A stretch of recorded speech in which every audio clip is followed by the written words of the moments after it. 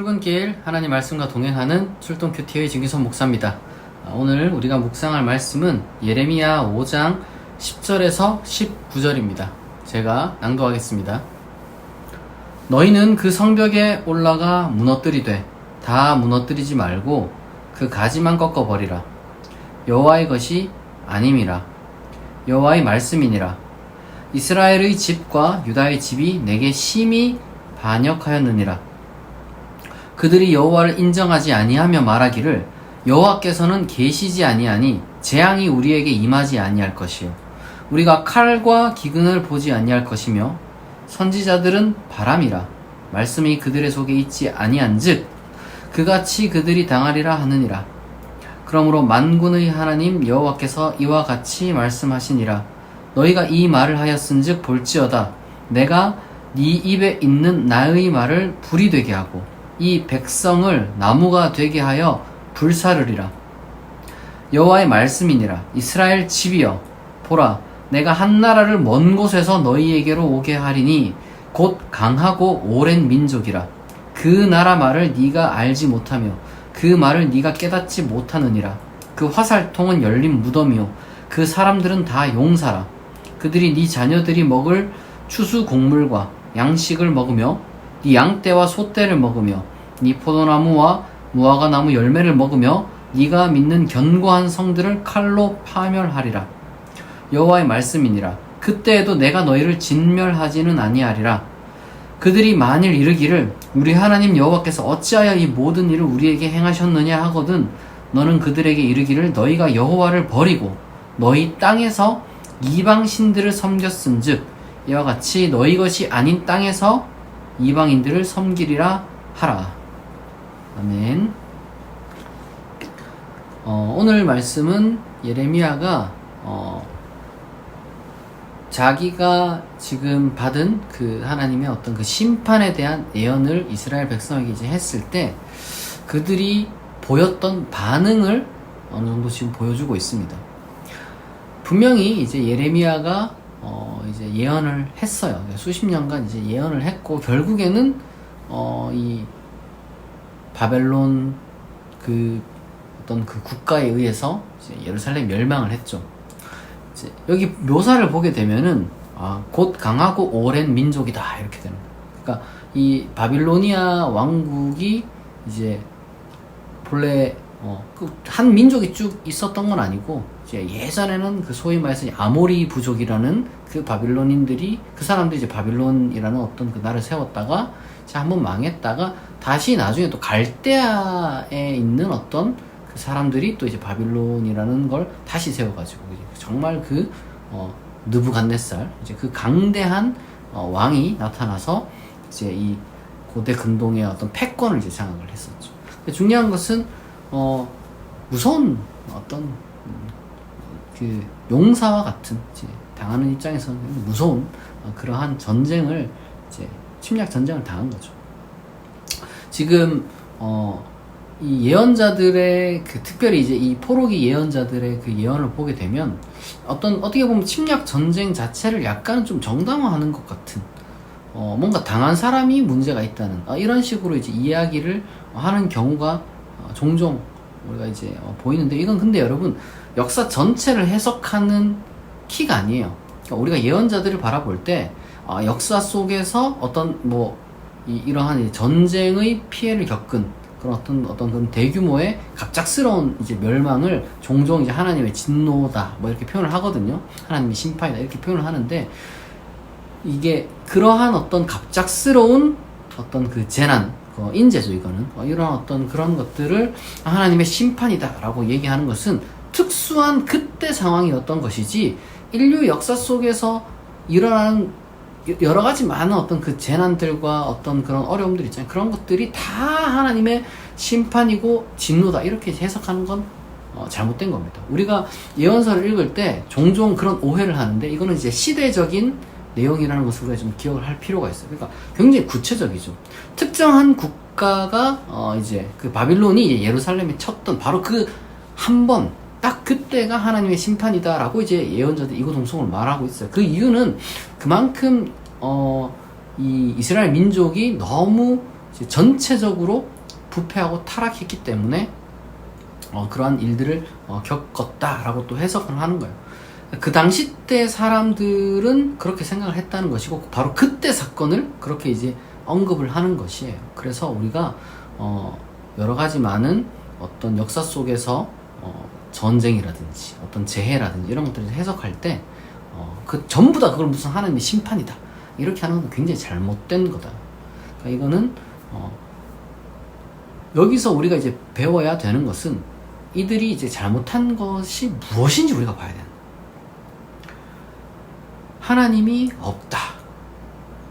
하나님이 어딨냐? 정확하게 말하자면 근데 이거는 어떤 그 뭐랄까 무슨 철학적인 아니면 어떤 그 종교적인 그런 어떤 종교 철학적인 차원에서 신이 존재하느냐 이런 이야기를 하는 게 아니에요. 하나님이 어딨냐? 정의로운 하나님이 어딨냐? 라고 말하는 이유는 뭐냐면은 자기 멋대로 그냥 엉망진창으로 살아도 우리를 감히 심판할 존재가 없다라는 것을 문제 삼는 거예요. 그러니까 이거는 실천적 그리고 윤리적 무신론인 거죠. 그러니까 이제 신이 존재하느냐 존재하지 않느냐 너 존재하지 않는다고 말했네? 그러니까 너는 심판받는다. 이게 아니라 야 신이 어딨어? 이 세상은 안 들키는 게 최고야.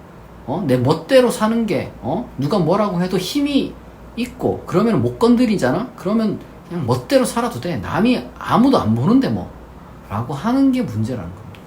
그러니까 여기 지금 보니까 뭐라고 합니까? 여호와를 인정하지 아니하며 말하기를 여호와께서는 계시지 아니하시니 재앙이 우리에게 임하지 않는다. 너 선지자 예언자 헛소리 하지 말라는 거예요. 그런 종교적인 이야기 겁 안 먹는다. 웃기지 마라. 세상 돌아가는 거 하나도 모르면서 이렇게 이제 무시한 거죠. 그리고 이제 뭐라고 합니까? 선지자들은 바람이다. 걔네들이 뭐 아무것도 힘도 없어. 그냥 스쳐 지나가는 바람, 아무 힘도 없는. 그러니까 뭐라고 합니까? 너희가 그렇게 말했구나. 그 선지자의 말이 불이고 너희가 나무다. 이렇게까지 강렬하게 이제 말씀을 하시는 거죠. 중요한 것은 여러분, 저는 그렇게 생각합니다. 우리가 뭐 이론적으로 뭐 이렇게 또 뭐 철학적으로 그리고 뭐 종교 철학적으로 뭐 신이 존재하냐 존재하지 않느냐 이거를 논할 수는 없다고 생각해요. 그건 뭐 그렇게 생각하는 사람이 있고 또 저렇게 생각하는 사람이 있는 거죠. 그런 식으로 논리적으로 입증되는 하나님은 그 논리를 설파한 사람보다 못한 존재이기 때문에 제가 봤을 때는 뭐 의미가 있는지는 잘 모르겠습니다. 그러한 뭐 신존재 논증 뭐 이런 것들이 도대체 누구를 위한 건지도 모르겠고 중요한 것은 근데 그거예요. 하나님은 여러분 살아계십니다. 그 하나님은요, 그리고 선과 악에 대한 감각을 우리 인간에게 주셨고요, 선을 실천하는 자를 하나님께서 복을 주시고 그리고 악을 행하는 자에게 그 대가를 치르게 하시는 분이 우리 하나님이라는 거예요. 우리가 이 선과 악을 너무 무시하면 안 됩니다. 우리가 기독교인이니까 하나님의 어떤 그 사랑과 용서, 당연히 우리가 이제 그걸 감사한 마음으로 살아갑니다만은 하나님이 악도 칭찬하는 분이시냐? 아니라는 거예요. 선을 행하는 것을 뭐 아무렇지도 않게 생각하는 분이시냐? 그런 하나님은 성경에 한 번도 나온 적이 없어요. 하나님은 언제나 선을 행하는 자를 칭찬하시고 악을 행하는 자를 꾸짖으시고 징계하시는 분이시다. 근데 그 때가 즉석이 아닌 게 우리가 봤을 때 좀 서운할 수가 있죠. 우리는 약간 좀 뭐랄까 되게 단순하잖아요. 인간이라는 존재가 내가 이게 잘했으면은 칭찬받고 뭐 이렇게 바로바로 즉각 그렇게 되면 참 좋을 텐데, 우리가 이제 역사를 뭐 바라보고 우리가 인생사를 바라보게 되면 사실 그렇지만은 않잖아요. 항상 무언가 이제 정말 이 선과 악에 대한, 또 우리가 뭐 잘 모르는 것도 많지만 그래도 명확한 선과 악이 있는데, 뭔가 이제 착하게 살면은 뭔가 손해 보는 것 같고 나쁜 놈이 뭔가 잘 되는 것 같고, 이런 어떤 정의가 좀 어그러진 것 같은 그런 느낌을 받는데, 중요한 것은 우리가 전체를 바라보지 못하는 그런 어떤 한계가 있다는 걸 우리가 인정해야 되고요. 그리고 동시에 하나님은 전체를 다 보실 뿐만 아니라 당연히 하나님은 거기에 대해서 일하시는 분이시다. 우리가 알지 못하지만 그렇기 때문에 우리가 선한 방향으로 이 일하시는 하나님에 대한 믿음을 갖는 게 너무 중요합니다. 그래서 우리가 하나님이 정말 어디 계시냐 이렇게 좀 생각이 들 때도 있고, 진짜 이게 하나님 뜻대로 이게 사는 게 무슨 유익이 있나 이렇게 의심이 들 때가 있을 수밖에 없어요. 사람이라는 게 그럴 수밖에 없습니다만은, 예레미야가 이야기를 해준 것처럼, 그리고 수많은 우리의 이제 인생사를 겪은 수많은 우리의 사람들이 이야기를 해주는 것처럼, 하나님은 살아계신다. 하나님은 일하신다는 거예요. 그래서 여기 보면은 여호와의 말씀이니라 내가 너희를 진멸하지는 않겠다. 왜냐하면 전부 다 싸그리 너희를 이제 멸망시키면 하나님이 무슨 일을 하셨는지 전할 자가 없기 때문이다.